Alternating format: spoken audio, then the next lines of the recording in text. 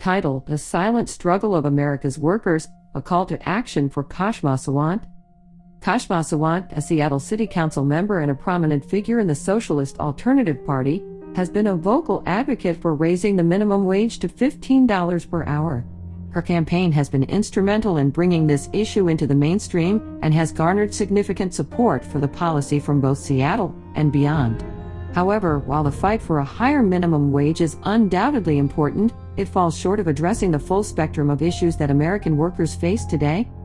The $15 minimum wage, while a step in the right direction, is not enough to ensure a decent living standard for all workers, especially considering the high cost of living in many parts of the country. Furthermore, focusing solely on the minimum wage overlooks other critical aspects of workers' rights and safety, particularly for those injured on the job and underage workers. Despite the existence of federal laws designed to protect these individuals, there is a glaring lack of enforcement and advocacy for these rights.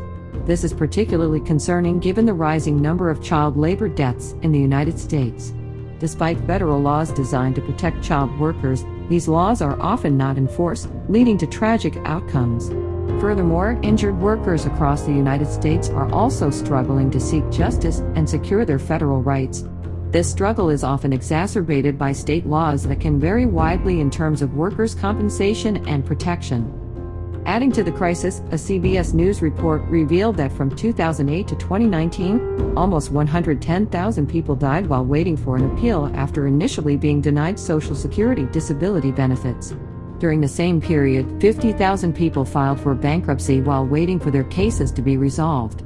Despite the common narrative that the Social Security Disability Insurance (SSDI) program is going broke, the reality is that 40% of the applicants are being wrongfully denied for up to 10 years at a time, and they only get 7 years back pay when they finally get approved. Ms. Sawant, while your advocacy for a higher minimum wage is commendable, I urge you to also turn your attention to these pressing issues.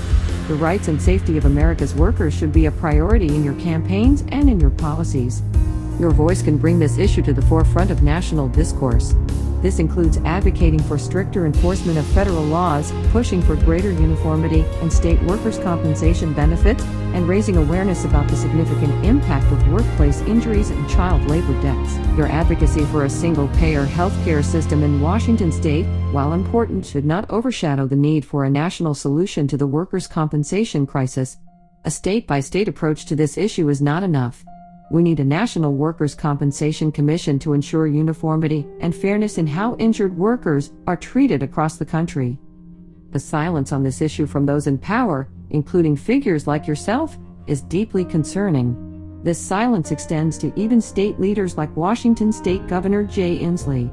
A lack of attention to this issue makes those in power complicit in the class war on America's workers/labor. As a prominent figure in the Socialist Alternative Party, you have the power and the platform to bring this issue to the forefront of national discourse.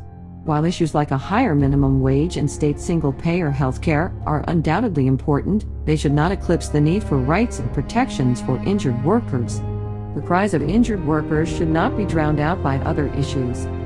I urge you to take a stand for America's workers and to make the issue of workers' rights a central part of your campaign. Only by doing so can we begin to address this unaddressed crisis and ensure the safety and well-being of America's workers.